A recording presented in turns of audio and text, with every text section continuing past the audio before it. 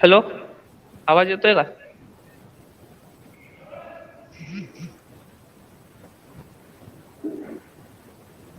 आवाज येतोय का? हो येतोय सर.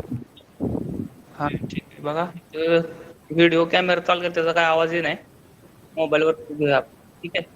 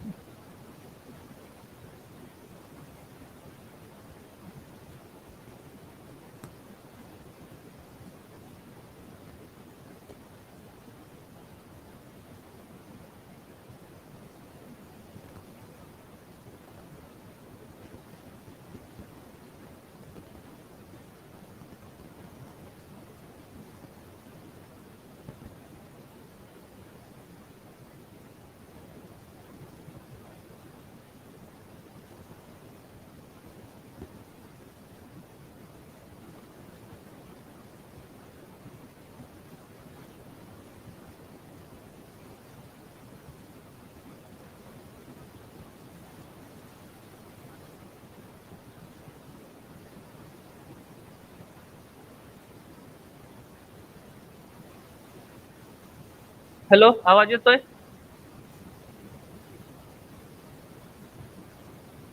हो सर येतोय. येतोय सर. हा ठीक आहे बघा.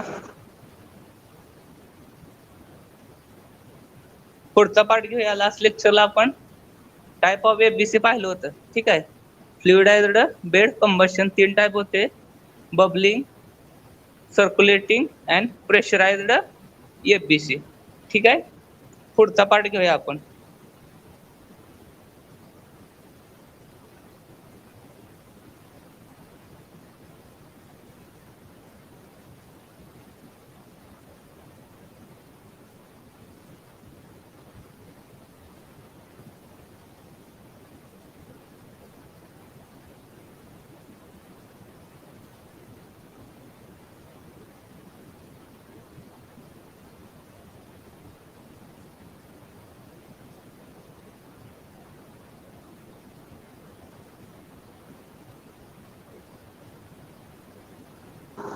बघा स्क्रीन दिसते सगळ्यांना?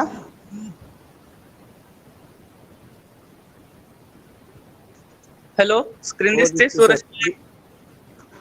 दिसते सर दिसते. हा ठीक आहे बघा. पुढचा पार्ट घेऊया.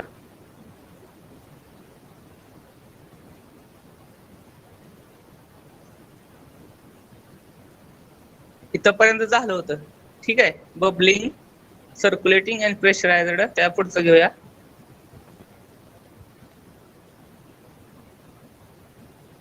Various arrangements of FBC. त्याच्यामध्ये व्हेरियस अरेंजमेंट काय काय आहेत ते बघूया आपण. पहिले आहे fuel feeding system, air distributor, bed and in bed heat transfer and ash handling system. ठीक आहे. ह्याच्यामध्ये आता एफबीसी जे पाहिलं त्याच्यामध्ये कुठल्या कुठल्या अरेंजमेंट केलेल्या आहेत. त्या 4 अरेंजमेंट आहेत. ठीक आहे. First is fuel feeding system, second year distributor, third bed and in bed heat transfer, and fourth ash handling system. त्याच्यामध्ये फर्स्ट बघूया आपण फ्युएल फीडिंग सिस्टीम.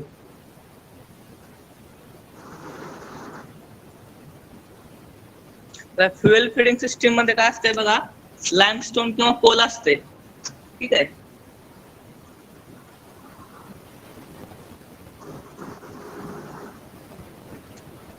लाइमस्टोन किंवा कोल असते. तो काय केला जातो, क्रश केला जातो.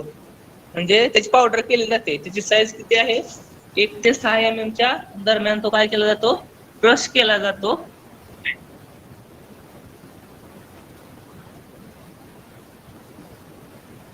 हॅलो, आवाज येतोय सगळ्यांना?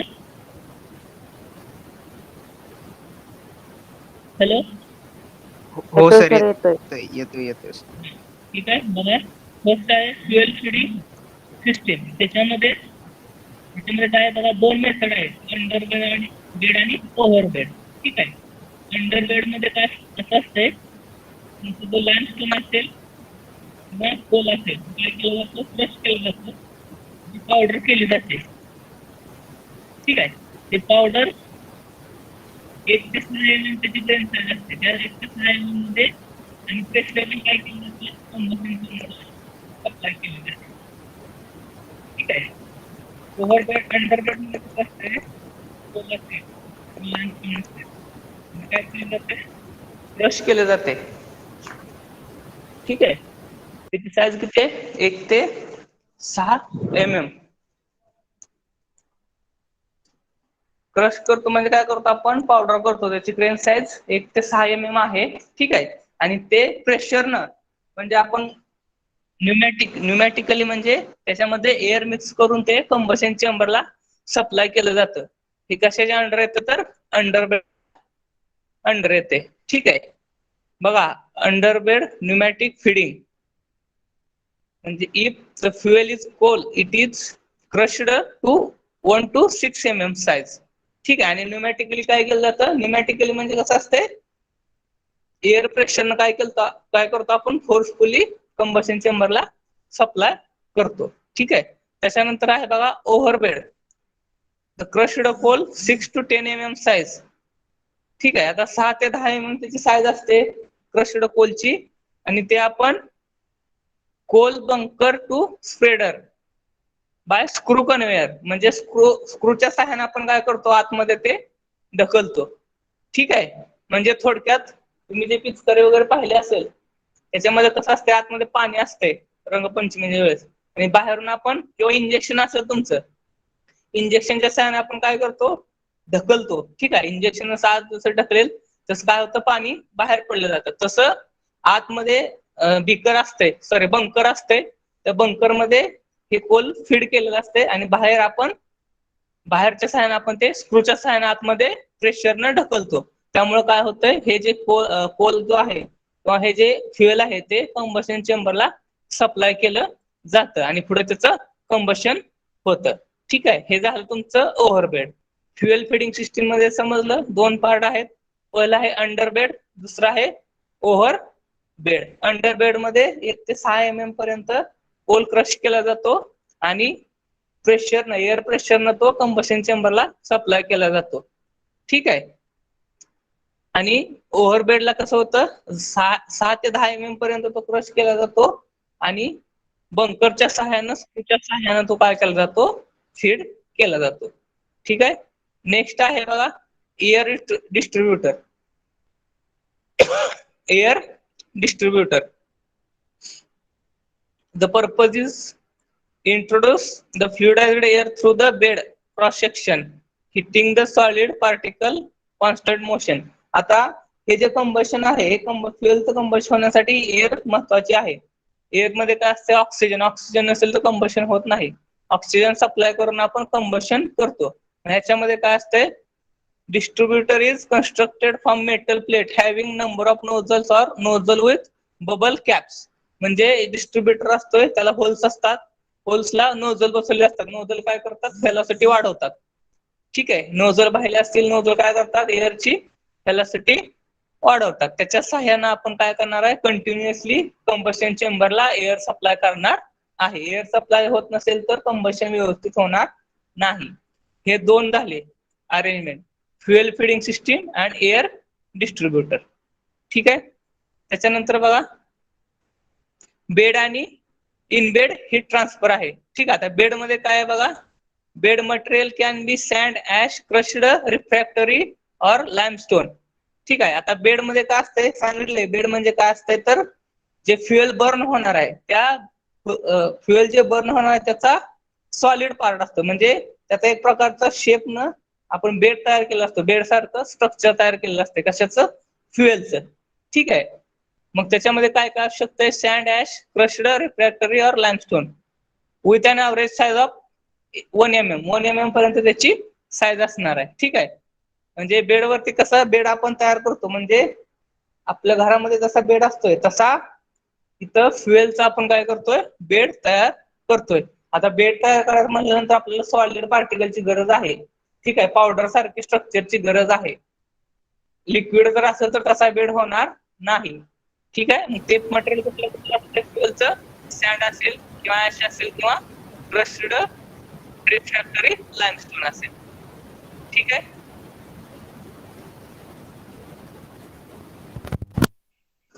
त्याच्यानंतर बघा इनबेड हीट ट्रान्सफर सरफेस आहे. ठीक आहे. आता इनबेड हीट ट्रान्सफर सरफेस मध्ये कसं असतंय, हीट एक्सचेंज केली जाते. कशामध्ये, तो जो जिथं कंबशन होणार आहे तो आणि ज्याच्यामध्ये पाणी आहे ह्या सरफेस मध्ये. ठीक आहे. In fluidised heat transfer process it is necessary to the heat transfer heat between bed material and immersed surface. Immersed म्हणजे काय, बुडवणे. ठीक आहे. म्हणजे जो बेडचा सरफेस आहे त्याच्यामध्ये आपण काय केलेलं असते, ज्या पाईप वगैरे आहे त्या पाईपाच्या आतमध्ये पाणी असणार आहे, ते काय केलं जाते, बुडवलं जाते आणि त्याच्या थ्रू काय केलं जाते, heat transfer in the form of bundle or coil. ठीक आहे. म्हणजे इनबेड हीट ट्रान्सफर मध्ये काय असते, थोडक्यात कॉइल्स असतात. त्या कॉइलच्या सहाय्याने आपण काय करतो, तर हीट ट्रान्सफर सप्लाय करतो. कुठं, जिथं आपल्याला वॉटरचं कन्व्हर्जन स्टीम मध्ये करायचं आहे त्याला. ठीक आहे. हे झालं इनबेड हीट ट्रान्सफर सरफेस. परत बघा बेड मध्ये काय असते, तर सँड असेल किंवा तुमचं क्रशड रिफ्रॅक्टरी लाइमस्टोन असेल. ठीक आहे. ह्याचं बेड तयार केलं जातं, म्हणजे सॉलिडचं एक आवरण तयार केलं जातं. ठीक आहे. टेबल सारखं किंवा बेड सारखं. त्याची साईज किती असते, 1 mm पर्यंत असते. त्याच्यानंतर इनबेड मध्ये काय असते, हीट ट्रान्सफर केली जाते बेड मटेरियल मध्ये आणि इमर्स्ड सरफेस मध्ये. कशाच्या सहाय्याने केली जाते, तर कॉइलच्या सहाय्याने. ठीक आहे. हे झाले सेकंड. त्याच्यानंतर बघा थर्ड आहे ऍश हँडलिंग सिस्टीम. आता कंबशन झाल्यानंतर ह्या फ्युएलची काय होणार आहे, राख होणार आहे. ठीक आहे. मग हे राख आपल्याला कलेक्ट करायचे आहे किंवा हँडल करायचे आहे. राख जर एकाच बाजूला पडत राहिली तर काय होणार आहे, कंबशन व्यवस्थित होणार नाही. ठीक आहे. आता बघा त्याच्यामध्ये 2 पार्ट आहेत. Bottom ash removal. In the FBC boiler the bottom ash constitute रफली 32 to 40% ऑफ टोटल ऍश. म्हणजे जी खाली पडणारी जी ऍश आहे, राख, म्हणजे कंबशन झाल्यानंतर खाली पडणारी जी राख आहे ती किती असते, 32 ते 40% असते. ठीक आहे. आणि जी बाकीची जी असते ती आपले जे धूर तयार होतो त्या धुरामध्ये निघून जाते. घरामध्ये धूर झाल्यानंतर कालांतराने कादळी चढते बघा. जे भांडे असतील घरातले किचन मधले किंवा जे फर्निचर असेल त्याच्यावरती कादळी जमते. तर हे कशामुळं, तर ते जे बर्न झालेले फ्युएल आहे त्याच्यामध्ये राख असते. ठीक आहे. 32 ते 40% राख फक्त खाली पडते, कोळसा जो असेल त्याच्या थ्रू, आणि बाकीची फ्ल्यू गॅसेस मध्ये काय जाते, उडून जाते. ठीक आहे. Ash from the boiler furnace outlet falls into the crusher when large ash particle is crushed to the small size. आता जी मोठी मोठी ऍश आहे, म्हणजे जे कोळसा वगैरे आहे, तो काय केला जातो, क्रश केला जातो. कुठं, क्रशर मध्ये. ठीक आहे. कशामध्ये, तर स्मॉल साईज मध्ये. त्याच्यानंतर finally ash is carried by the high velocity air to the delivery point. जी राहिलेली जी ऍश आहे ती हाय व्हेलॉसिटीनं डिलिव्हरी पॉइंटला म्हणजे बाहेर टाकली जाते. हे झाले ऍश हँडलिंग सिस्टीम. ठीक आहे. त्याच्यानंतर आहे बघा फ्लाय ऍश रिमूव्हल. ठीक आहे. आता हे जी तयार होणारी जी ऍश आहे ती झाली ऍश हँडलिंग सिस्टीम. त्याच्यानंतर जे उडून जाणारे जे आहे ती काय झाली तुमची फ्लाय ऍश रिमूव्हल. ठीक आहे. बघा the amount of fly ash to be handle FBC boiler is relatively very high when compare to conventional boiler. आता जे कन्व्हेन्शनल बॉयलर आहे त्याला कम्पेअर केलं तर जी फ्लाय होणारी ऍश आहे ती कशी आहे, जास्त आहे. Fly ash carried away by the flue gases is removed into number of stages. Firstly in convection section, then from bottom of the air preheater or economizer and finally a major portion is removed in dust collector. आता ही जी fly ash आहे ही 3 पद्धतीनं remove केली जाते. पहिला आहे convection. आता convection heating होत होतं बघा, शिकवताना सांगितलं होतं की त्याचे जे फ्ल्यू गॅसेस आहेत त्या फ्ल्यू गॅसेसची जी हीट आहे ती त्या कन्व्हेक्शन मध्ये लागते. ठीक आहे. मग तिथं काय केलं जातंय, जे फ्ल्यू गॅसेस सोबत जी ऍश असते ती ऍश पण तिथं कलेक्ट केली जाते. त्याच्यानंतर बघा बॉटम ऑफ एअर प्रीहीटर और इकॉनॉमायझर. इकॉनॉमायझरचं पण सेम त्याच फ्ल्यू गॅसेस मध्ये जी ऍश असते तिथं कलेक्ट केली जाते आणि राहिलेली जी आहे ती डस्ट कलेक्टर मध्ये आपण ती कलेक्ट करतो. हे झाले फ्लाय ऍश रिमूव्हल. आता हे तर कुठले कुठले डस्ट कलेक्टर आपण यूज करू शकतो, तर सायक्लोन आहे, बॅक फिल्टर आहे, इलेक्ट्रोस्टॅटिक प्रेसिपिटर्स आहे. हे 3 प्रकारचे जे डस्ट कलेक्टर आहेत ते आपण कलेक्ट करू शकतो. म्हणजे हे ह्याचे 4 पार्ट झाले. कशाचे? Special arrangement in FBC. पहिला आहे फ्युएल फिडिंग सिस्टीम. म्हणजेच काय असते फ्युएल फिडिंग सिस्टीम मध्ये? तर तुमचं जे फ्युएल आहे ते 2 प्रकारे इन्सर्ट केलं जातंय, अंडरबेड आणि ओव्हरबेड. अंडरबेड मध्ये बारीक केलेला जो कोळसा आहे तो न्यूमॅटिकली इन्सर्ट केला जातो आणि ओव्हरबेड मध्ये काय केलं जातं तर स्क्रूच्या सहाय्यानं आपण ते इन्सर्ट करतो. त्याच्यानंतर एअर डिस्ट्रीब्युटर आहे. एअर डिस्ट्रीब्युटर मध्ये काय करतो? एअर कंटिन्युअसली सप्लाय करतो नोझलच्या सहाय्यानं फॉर कंबशन. त्याच्यानंतर याचे बेड आणि इनबेड हे ट्रान्सफर सरफेस बघितलं.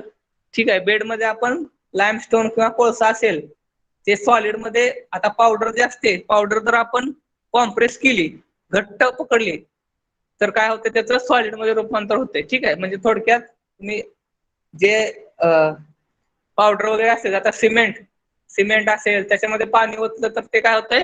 घट्ट होतंय. तशा पद्धतीनं बेड तयार केला जातो. कशाचा? तर फ्युएलचा. ठीक आहे. त्याच्यानंतर इनबेड हे ट्रान्सफर आहे. त्याच्यानंतर ऍश हँडलिंग सिस्टीम आहे. ऍश हँडलिंग मध्ये टोटल जे कंबशन आहे त्या कंबशनच्या 32 ते 40% ऍश जी आहे ती आपण फिजिकली कलेक्ट करतोय. ठीक आहे. आणि राहिलेली जी आहे ती फ्ल्यू गॅसेस सोबत बाहेर टाकली जाते. ती कुठे येते? तर फ्लाय ऍश रिमूव्हल मध्ये. फ्लाय ऍश मध्ये तिथे 3 पद्धतीने आपण ते एकत्र करतो. पहिलं आहे कन्व्हेक्शन सेक्शन मध्ये. जिथं कन्व्हेक्शन हिटिंग होतं तिथं फ्ल्यू गॅसेस मधली जी ऍश आहे, राख आहे, ती काय केली जाते? कलेक्ट केली जाते. त्याच्यानंतर पुढं इकॉनॉमायझर किंवा एअर प्रिहीटर आहे. त्याच्यानंतर पुढं फायनली डस्ट कलेक्टर मध्ये. ठीक आहे. डस्ट कलेक्टर तो 3 प्रकारचे आहेत. पहिला आहे सायक्लोन आहे. ठीक आहे. त्याच्यानंतर बॅक फिल्टर आहे. त्याच्यानंतर इलेक्ट्रोस्टॅटिक प्रेसिपिटर आहे. म्हणजे ह्या 3 प्रकारचे आपण फिल्टर वापरू शकतो. ठीक आहे. हे झाले व्हेरियस अरेंजमेंट्स इन एफबीसी. ठीक आहे. त्याच्यानंतर कंट्रोल सिस्टीम आहेत. कंट्रोल सिस्टीम जरा थोडं मागं ठेवूया. त्याला डायग्राम आहे, ते बोर्डवरती चालू केल्यानंतर मी सांगेन. त्याच्यानंतर पुढचं बघा, ऍडव्हान्टेजेस ऑफ एफबीसी बॉयलर. ठीक आहे. ऍडव्हान्टेजेस काय काय आहेत बघा. पहिला आहे high thermal efficiency. Fluidized bed combustion मुळे काय होतंय? इफिशियन्सी वाढते. त्याच्यानंतर easy ash removal system to be transferred for made cement. म्हणजे ऍश जी आहे ती इझी आपण काय करू शकतो? रिमूव्ह करू शकतो. त्याच्यानंतर short commissioning and erection period. म्हणजे कमिशनिंग पिरियड जो आहे, म्हणजे फ्युएल गाळायला जो वेळ लागतो तो कसा आहे? शॉर्ट आहे. त्याच्यानंतर fully automated and thus insure safe operation. Fully automated असणार आहे. इथं मॅन्युअलची गरज असणार नाही. त्यामुळे ऑपरेशन कसं असणार आहे? सेफ असणार आहे. त्याच्यानंतर efficient operation at temperature down to 150 degree Celsius. म्हणजे जे 150 डिग्री सेल्सिअस पर्यंत जे आहे ते ऑपरेशन आपण काय करू शकतो? व्यवस्थित करू शकतो. त्याच्यानंतर रिड्यूस कोल क्रशिंग. म्हणजे कोलचं क्रशिंग आहे ते काय केलं जाते? कमी केलं जाते. ठीक आहे. त्याच्यानंतर system can respond rapidly to changes in load demand due to quick establishment thermal equilibrium between air and fuel particle in the bed. आता डिमांडच्या अगेन्स्ट त्याचा चेंज जे आहे, ठीक आहे, त्याचं कसं आहे? क्विक आहे. ते लक्षात बघा. System can respond rapidly. म्हणजे जर लोड वाढला तर कंबशन ऑटोमॅटिक वाढलं जाते. म्हणजे ह्या लोडला हे काय करते? क्विक रिस्पॉन्ड करते. ठीक आहे. त्याच्यानंतर बघा, operation of fluidised bed furnace lower temperature help in reducing air pollution. म्हणजे एअर पोल्युशन कमी होणार आहे. कशा पद्धतीने कमी होणार आहे? जर फ्युएल जर बर्न व्यवस्थित झालं, येते लक्षात. थंडीच्या दिवसात शेकोटी करतो, जे तुम्ही बर्न करणार आहे ते जर ओला असेल तर धूर जास्त होतं. ठीक आहे. कशामुळे? तर ते व्यवस्थित जळत नाही. जर व्यवस्थित जळणार असेल तर काय होतं? तर धूर कमी होतो. तशा पद्धतीनं इथं एअर पोल्युशन काय आहे? कमी होणार आहे. The low temperature operation also reduce the formation of nitrogen oxide. म्हणजे जे ऑक्साईड तयार होणार आहे नायट्रोजनचे, ते पण काय होणार आहेत, कमी होणार आहेत. हे झाले एबीसी चे ऍडव्हान्टेजेस. समजलं? Suraj Pawar, yes sir. प्रसाद चव्हाण समजते? हो sir. Sanket Gadge, yes sir, समजले. ठीक आहे. तिकडे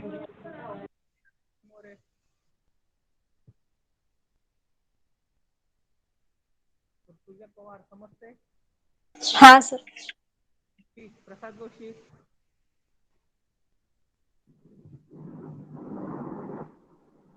निखिल लिंबाळकर,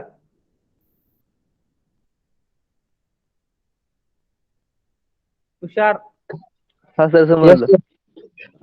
कृपाल बिराजदार, संग्राम चौगुले, शिवराज पवार. हो सर.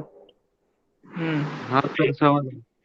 ठीक आहे. ते बोर्डची अरेंजमेंट केली ती बरं का, म्हणजे उद्यापासून होईल ते. कॅमेराने आवाजच आहे ना. ठीक आहे. विचारलं मी आवाज येतो का, पण आवाज येत नाही असं लक्षात आल्यानंतर परत मी मोबाईल वरती कंटिन्यू केलं. ते कॅमेरा बदलून मिळाल्यानंतर आपण बोर्ड वरती कंटिन्युअसली घेऊया. ज्यावेळेस पीपीटी किंवा थेरॉटिकल पार्ट असेल त्यावेळेस स्क्रीन शेअर करून घेऊया. ज्यावेळेस डायग्राम वगैरे असेल किंवा प्रॉब्लेम वगैरे असतील त्यावेळेस आपण बोर्ड वरती घेऊया. ठीक आहे. बघा समजले सगळ्यांना? त्याच्यातला शेवटचा पार्ट राहिलाय बघा, ते कंट्रोल सिस्टीम. 3 कंट्रोल सिस्टीम आहेत. त्याच्यानंतर कंपॅरिझन आहे. ठीक आहे. कंपॅरिझन नंतर Indian boiler regulation act, IBR, म्हणजे बॉयलरच्या रिलेटेड कुठला कायदा आहे आणि बॉयलरचा मेंटेनन्स काय आहे, हे एवढा थेरॉटिकल पार्ट राहिलेला आहे. ठीक आहे. तो जो पार्ट आहे त्याचे डायग्राम आहेत कंट्रोल सिस्टीमच्या, म्हणजे कंट्रोल वाल्व वगैरे आहेत. त्या बोर्डवरती आपण परवाच्या किंवा उद्याच्या लेक्चर, उद्या मिळालं तर उद्या, नाही तर परवाच्या लेक्चरला काय करू ते घेऊया. आणि बाकीचा जो राहिलेला थेरॉटिकल पार्ट आहे तो पण आपण कव्हर करूया. ठीक आहे. समजतंय?